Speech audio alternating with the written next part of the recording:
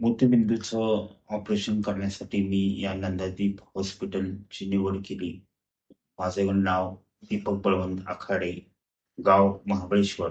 या नंदादीप हॉस्पिटलमध्ये माझ्या पत्नीचं अगोदर मोतीबिंदूचं ऑपरेशन झालेलं होतं. मी या ठिकाणी आल्यावर मला डॉक्टर सौरभ सरांनी ची मी अपॉइंटमेंट घेतली. मग मी चेकिंग केल्यानंतर मोतीबिंदू असल्याचं मला समजलं.